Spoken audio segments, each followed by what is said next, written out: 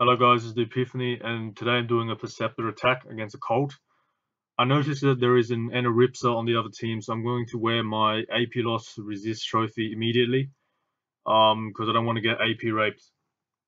Unfortunately, there is no sound in this video because my up launcher was faulty and I haven't had the time to fix it. I usually do not Perceptor attack anymore since the profit is very small, and yeah, it's just not worth the time, especially each fight takes like 40-50 minutes. I did not start this group either. Actually, an old friend of mine, where he's a friend at the moment, his name is Thereal-mvp. He recently joined Force Alliance and he wanted to form an attack group.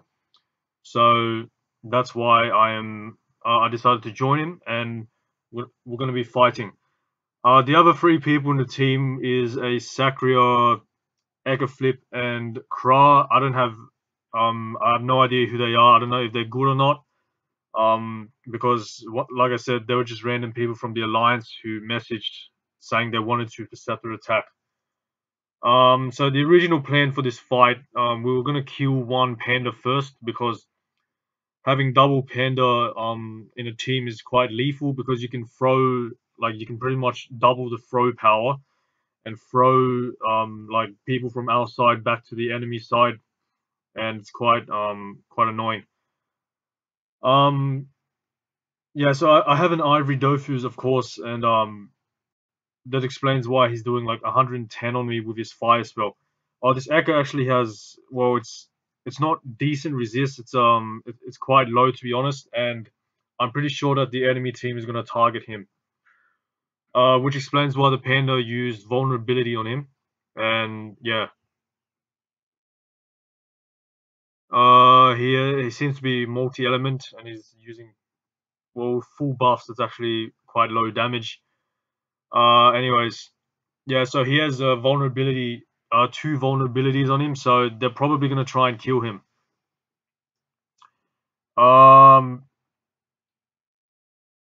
Double panda, yeah, especially when one panda is right after the other, it can be quite lethal.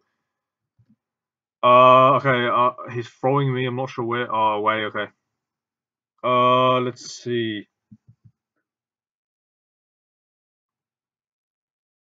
Yeah, they're definitely going for the Echo and having, like, I think it was 11% water resist.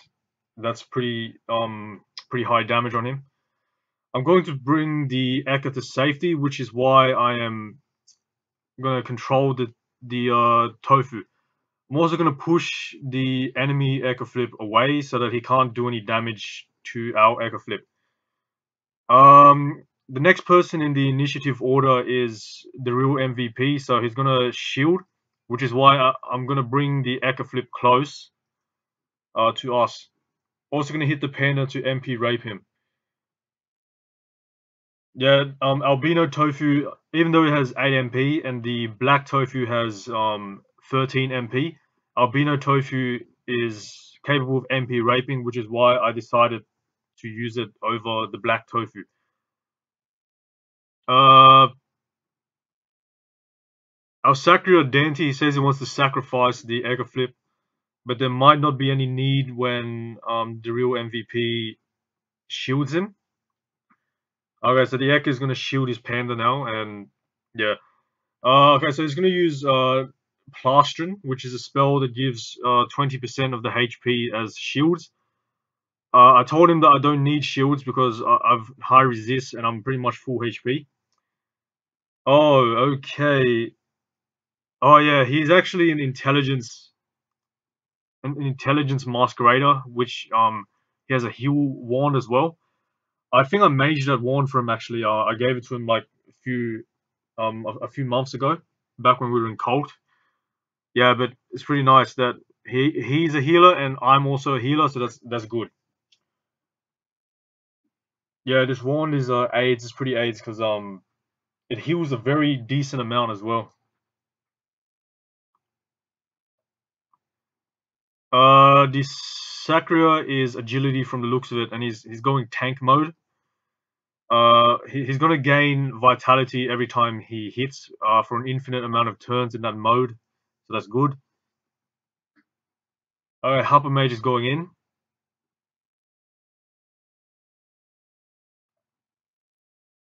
Looks like he's going for the Echo Flip. Oh, his Chance. Chance Hyper Mages are really strong, especially at close combat. Yeah, that is very, very high damage. And he also has very high resist as well, so that's pretty nice on his part. Okay, the team composition that we have is pretty nice because it can pretty much counter like any sized map. Because if it was a big map, then we have a Kra can hit from range and give range to the Sakria, so that the Sakria can swap. And we also have close combat characters so that we can do damage if it's close. So he just backside the Annie so that the Annie cannot reach with heals, because I'm pretty sure that the Annie is he does not have much range in his set.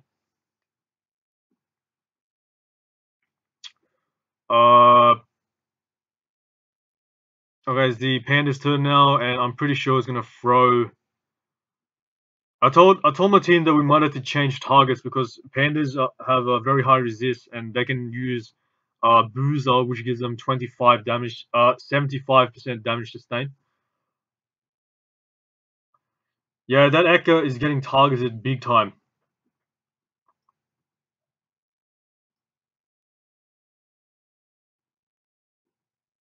I'm telling him to erosion because he's pretty much the only eroder in our team. Well, we have a Kra, but the Kra's erosion is only 10%. So I told him to erosion because they have an Annie which is capable of healing, so we need to erosion as much as possible. I'm not sure what that was for. Luck, okay.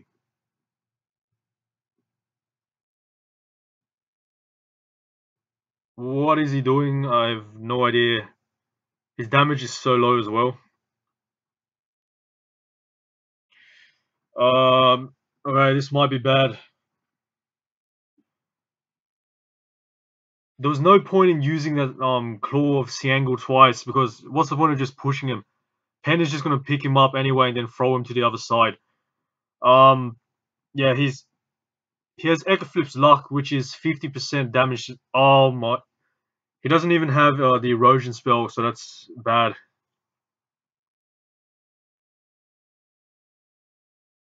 Echo Flip's luck is a 50% damage sustain now after the update. It's no longer HP healed. He locked me with a Panda Waster, and the Panda Waster used a spell on me which made me weaken state for 2 turns, so I'm unable to use my heal wand on anyone for 2 turns unless the Panda Waster dies. Yeah, I'm just gonna hit them a bit because there's pretty much nothing I can really do. There's no point running in with my dragon to heal up the Echo because he's pretty much dead anyway.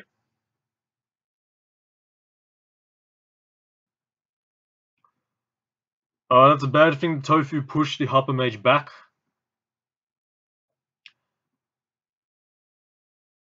Yeah, so the Echo, I'm pretty sure is dead now. Even though he has 50% damage sustain, it's not enough considering his resist is so low. Yeah.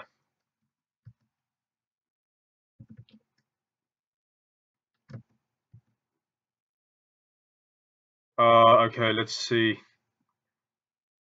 It's only been the second turn, and it's gonna be a 4v5 now. That's gonna be quite annoying.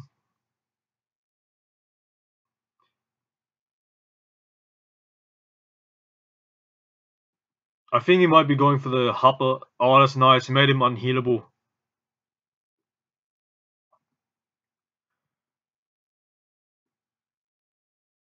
Yeah, because basically, the Ripsa can heal, but using Ardor means he's unhealable.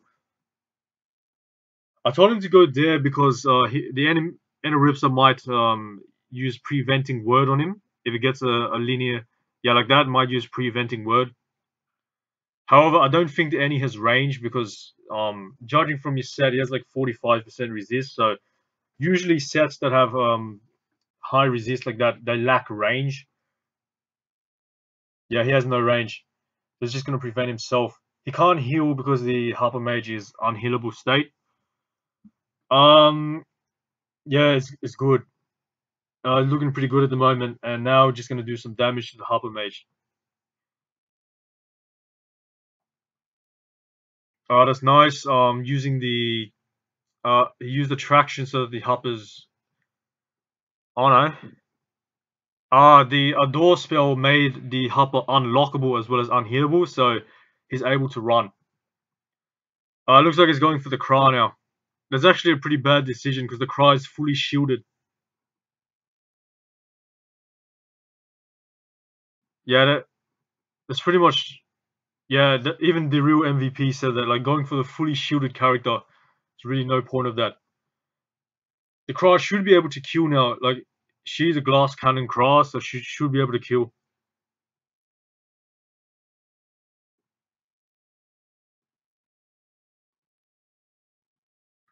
Harper does have decent resist though, so it might be close.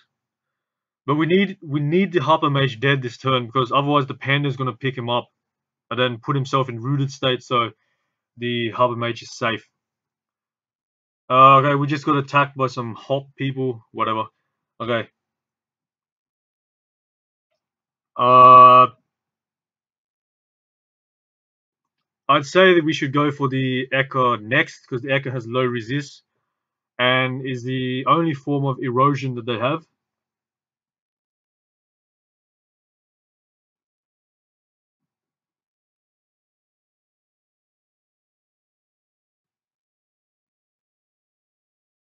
Yeah, the Crow also pushed the Panda Waster away, so that next turn it cannot lock me, so that's good. Alright, let's see what he's doing now. It's putting vulnerability on the Crow. And a second Panda Waster. That spell should have a global cooldown, to be honest. Yeah, but if you guys don't know what vulnerability does, it's basically each vulnerability is 115% damage sustained. So using it twice is pretty much 130% damage sustained. It's going to be close. If this Panda ends in front, right next to the Panda, I will not be able to release. Oh, he doesn't? Okay, good. If he ended like behind the Panda, I wouldn't have been able to release, and it would have been good. Okay, I'm still in weakened state from the Panda Waster, so I'm just gonna use Whip to heal the Kra. Yeah, and I'm also gonna bring the Echo Flip away with Gobble, because I need to bring him far away so that he cannot kill our Kra. Gobble attraction has 6 range, so make sure you calculate correctly when you move. Yeah, and I'm just gonna gravity him. So now he can't use Feline Spirit, he has to release. I'm lagging a bit. Alright, never mind. Yeah, thanks for the real MVP said well played. Yeah, it was a pretty nice move. Yeah, so he has to release. He can't just use Oh, that's even better. Push him even further away. And minus 3 MP from the Tofu. That was actually an extremely good chain of effects in that turn. Like the 4 summons I had, like all did a very good job. Well, okay, so the Kraz survive another turn now for sure. He cannot Feline Spirit over the dragon because he's in gravity state. So that's good. I think the real MVP is gonna heal the Kra up and give him some shields now. He's killing my summons. I don't mind though, because summons are summons.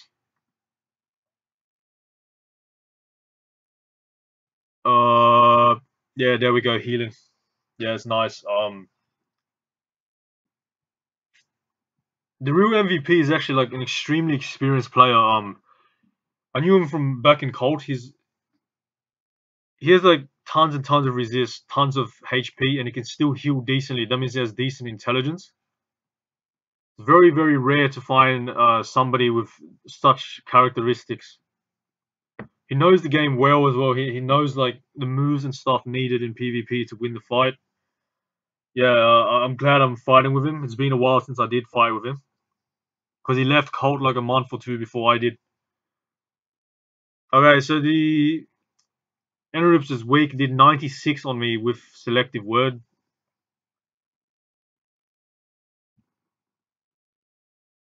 Oh yeah, so the AP, the real MVP lost 4 AP from that AP rape. It turns out that the Annie is quite decent at AP raping.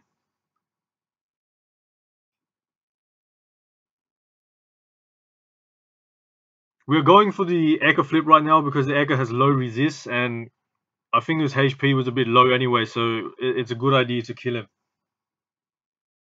Alright, so the Perceptor unbewitched high energy shot from my dragon. So it died. Because high energy shot gave vitality. Yeah, we're definitely going for the Echo now. He's in a very vulnerable position. And Ripsa on his team is locked as well, so yeah. The reason why MVP told him to run there was because the Panda cannot reach him, or well, they can hit him, but he can't go next to him to carry him. Yeah, it was a smart move. This turn I should be able to heal him as well.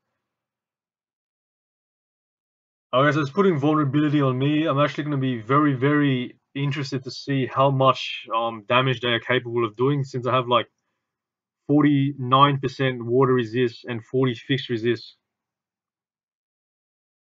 He's going. Wait, what? He vulnerabilityed me, then he just tippled the sack. Doesn't make sense. Alright, anyways. Panda's locked, so you have to waste some AP unlocking himself. Okay, rooted state.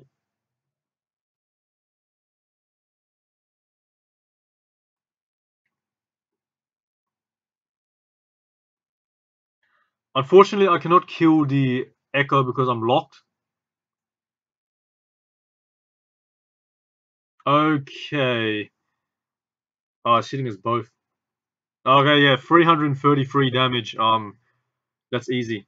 Especially with vulnerability as well. Yeah, like you can see with my resistances and Ivory Dofus, it's actually extremely difficult to kill me unless you have like all 5 enemies going for me like in one turn. But in terms of like 1v1 and only like one person targeting me, it's quite difficult to kill me. Which is the whole reason why I'm staying such I'm staying as an int Osa with resist. I can't do anything this turn, so I'm just gonna spam some summons. Like, to be honest, I can't do anything this turn at all. I can't control the Gorbel to lock, so there's no point summoning it.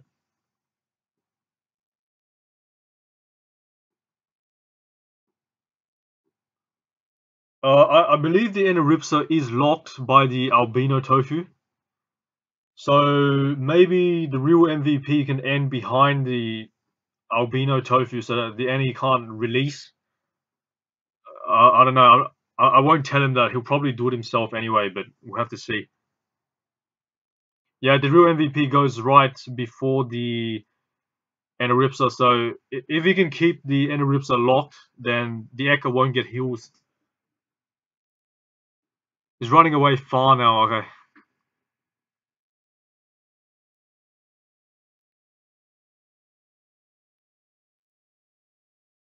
Yeah, nice bling.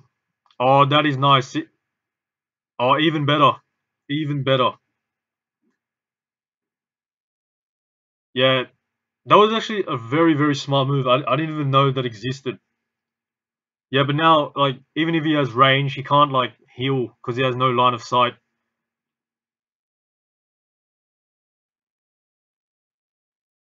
Yeah, but, like, to be honest, you can see that, like, having high resist, you do have to make some sacrifices, such as range and maybe dodge.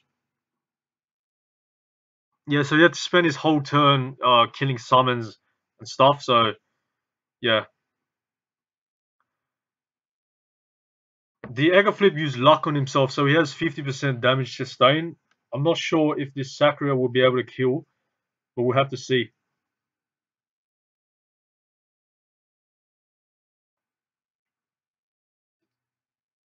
Oh, it's gonna be close. Oh yeah, nice, easy. I just realized this sack has really nice resist. I remember back to like the old Sacries like that were vitality based that literally have like 7,000 HP and like 40% resist. Immortal to kill.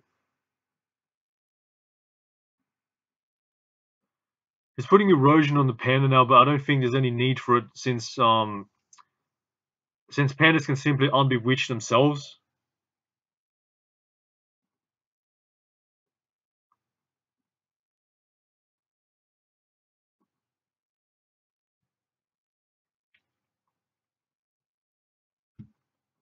Looks like it's gonna throw the panda somewhere, I'm not sure where though.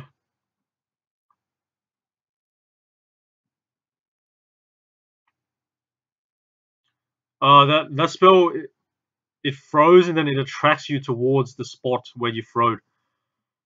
Okay, so I think he's going for the Kra now. I think the Kra still has vulnerability from the previous 2 turns. Hmm.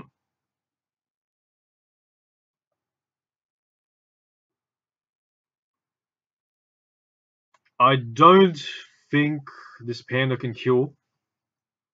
Yeah, there's no way it can kill. Like 2.9k HP is it's a lot.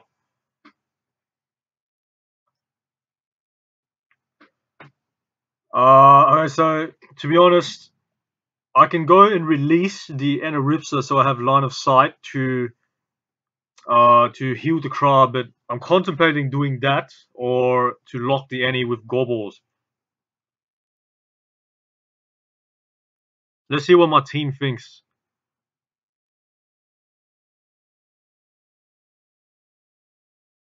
Alright, they want me to lock the Annie, okay.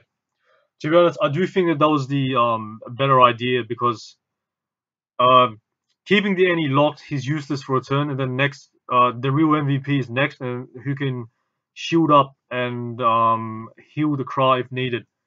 Like, I could have healed the Kra as well, but then the Annie would have had a clean turn at the Kra, and the Kra would have nearly been dead. Which is why I decided to go and lock the Annie instead. Well, my team decided, but it was either that or heal the Kra.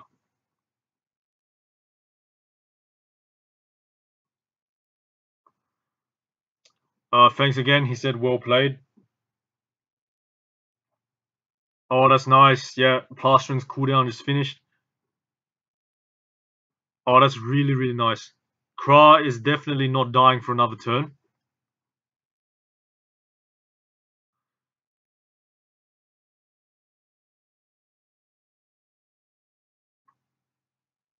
Let's see now.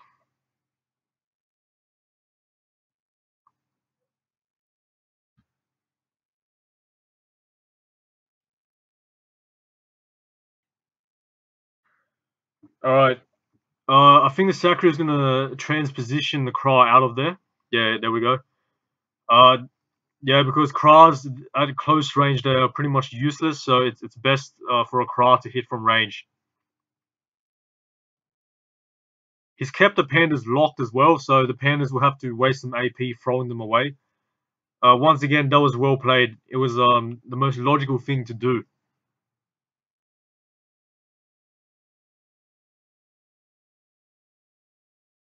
Well, it looks like our lines beat that hop team that attacked earlier, so that was nice.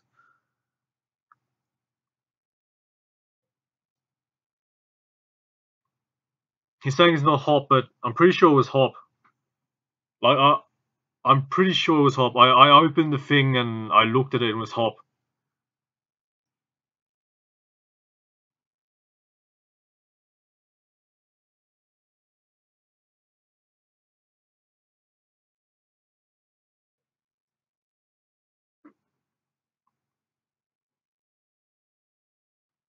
Okay. He's throwing that panda towards me. I'm not sure why.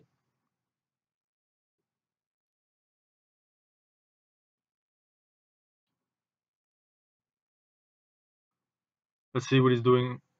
Oh, okay. The squatter wants me to kill some perceptors with him, but I'm currently killing one at the moment, so I can't. Um, let's see what the panda does. Oh, he changed his mind.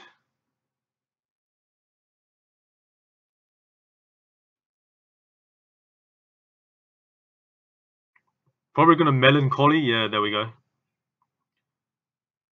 Yeah, but that's low damage anyway. Should be fine. Like 300 on melancholy. It's easy. Okay, so it's my turn now. Then it's the real MVP's turn, and we need to kill this panda who is low HP down here. Uh, I'm gonna transform into tofu so I can control the podgy tofu up there.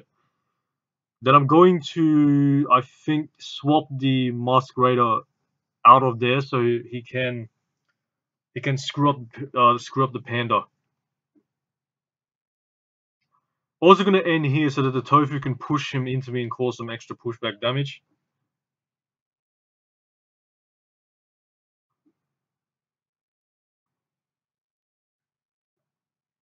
Yeah, I'm gonna swap the masquerader out of there with this tofu here.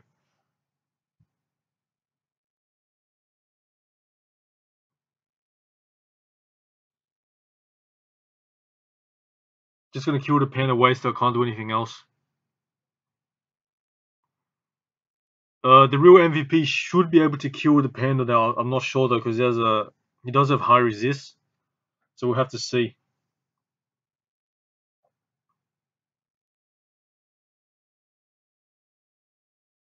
Oh no, I don't think he can. Okay, yeah, he made him unhealable state, so that's fine. And he's next, and he cannot heal the panda. That means our Sacria or our Kra will finish it off. Yeah, this fight was this turn was well planned, to be honest. I think that our initiative order was also very nice because going in such an initiative order is good. Like for example, the Sacria going right before the Kra can swap the Kra out of danger, and then the Kra gets a clean turn. Uh, my turn going before the Masquerader is good, so that I can swap the Masquerader or do anything to help the Masquerader hit the enemies. So that's also good. We also have two healers, my Osa and the real MVP, going right after each other. So we are capable of healing our allies like in succession, if that makes sense. Alright, so the panda's dead. Now we just have to go for the Annie and the other panda. To be honest, I'm actually extremely surprised that we're doing this well because our Echo Flip died on like the second turn.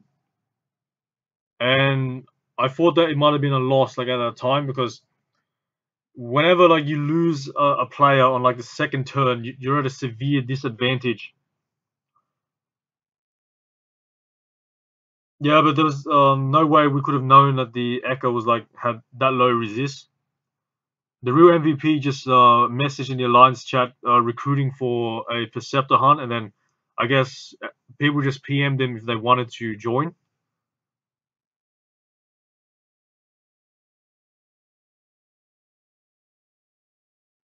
We should have got this from here because it's 4v2 at the moment. It was 4v5 like a few turns ago. Now it's 4v2. We killed 3 of them, and they didn't manage to kill any of us. Once again, I reckon it was a skillful execution of moves and stuff. It was pretty nice. Just gonna heal the Kra as well since I've spare AP.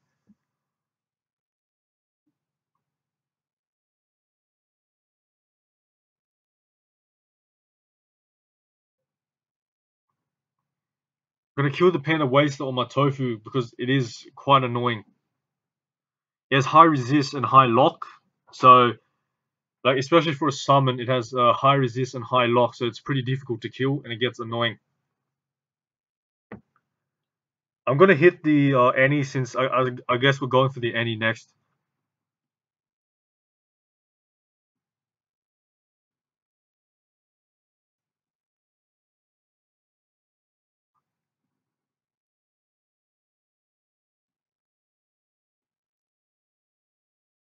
Thanks for the heal, even though it wasn't really necessary, but oh well.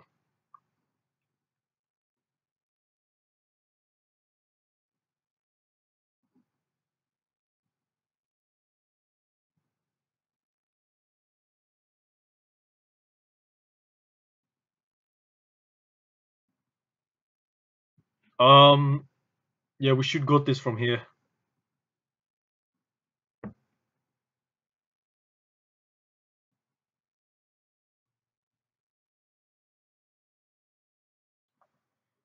He's keeping the inner ripsa locked at all times, which is a very important thing to do, especially in PvP.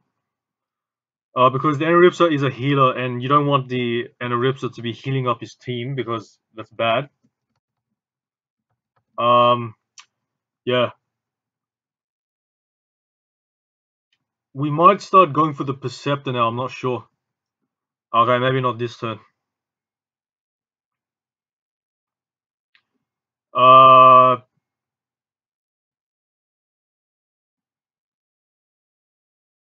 might as well just do damage to the Annie because he should be dead this turn.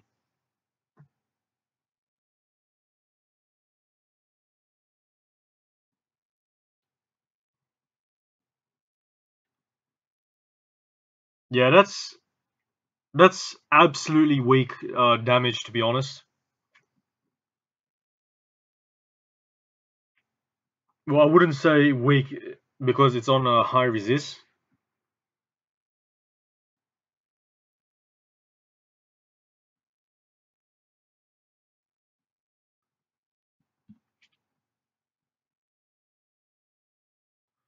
I'm just going to help my team finish off the Ripsa.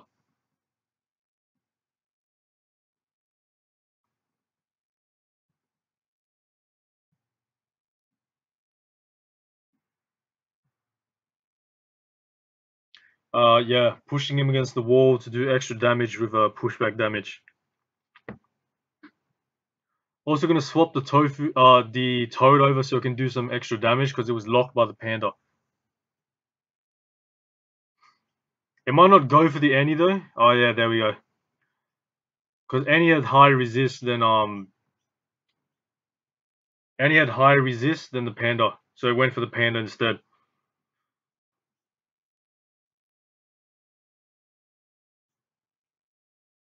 This guy has really nice resist, to be honest.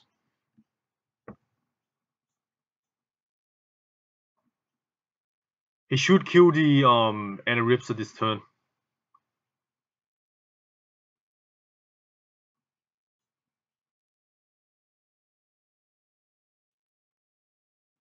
Yeah, he's dead. Okay. Now I guess we should start going for the Perceptor since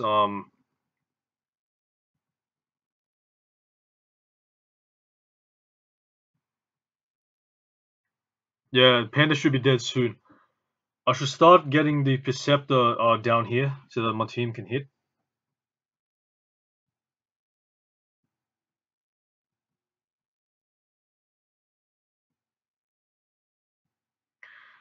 Some guy in the Alliance just asked how the Prism fight's going, but it's actually Perceptor. We are Force is actually trying to get a couple of more areas. Yeah, so like before we did this Perceptor fight, we killed a couple of prisms. Uh, but the thing about Force is that we go for relevant areas, as opposed to cults, where they just attack whatever area they can. They think that quantity is better than quality. But yeah, a couple of areas that we attacked was Kerub Temple, nauseating swamps. What else was there? Just useful areas for teleportation, pretty much. Yeah, well, I killed around six out of 8 prisms from the desired areas that we needed, what we wanted.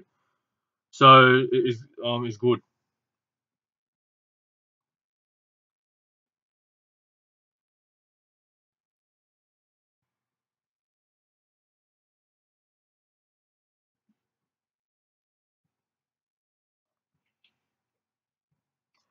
Yeah, I'm just gonna get my OSA up there so that Next turn, I can probably push the Perceptor down.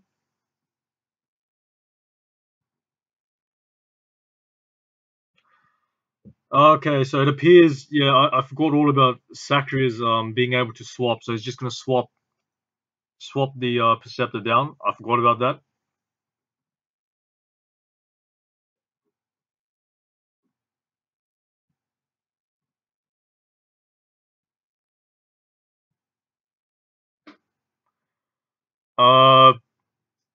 Yeah,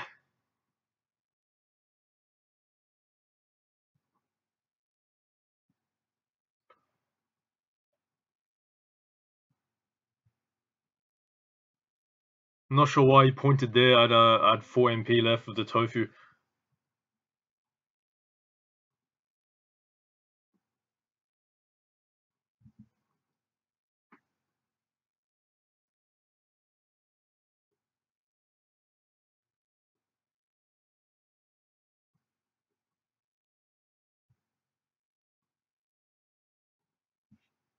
Oh, he's gonna light speed. Okay.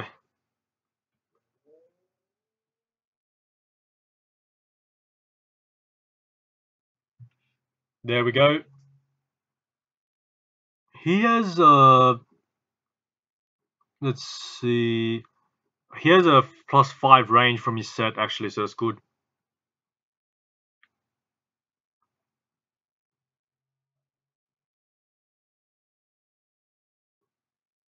Alright, let's see now. Okay, so the Perceptor unbewitched my tofu, so it lost high energy shot and died. I don't mind though. He's finishing off the panda since the panda is next.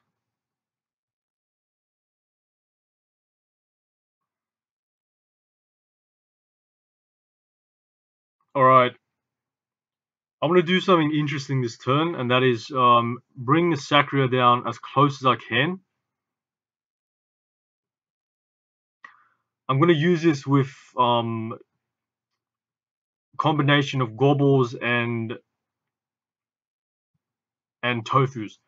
I'm gonna see how far I can get him down.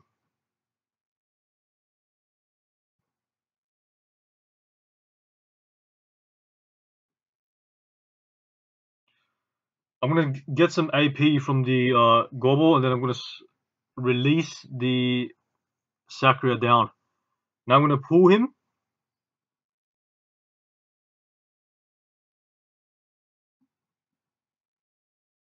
There we go.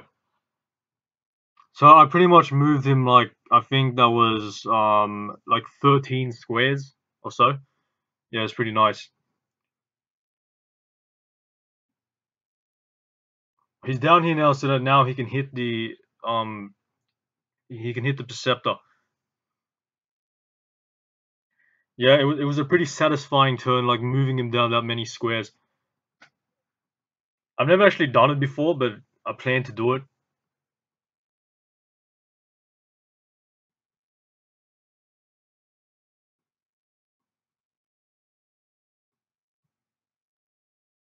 Not sure what the point of that attraction was.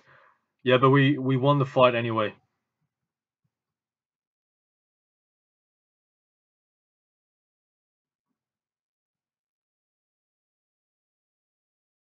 He's got way too much resist, to be honest.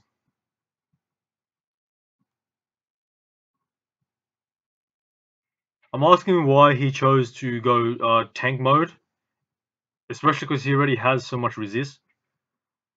Yeah, but anyways, yeah, thanks for watching, guys. It was a pretty fun fight. I don't Perceptor hunt usually, but today was an exception. It was good to get back with the real MVP. I did miss doing PvP with him. Thank you for watching. I'll see you at the next video.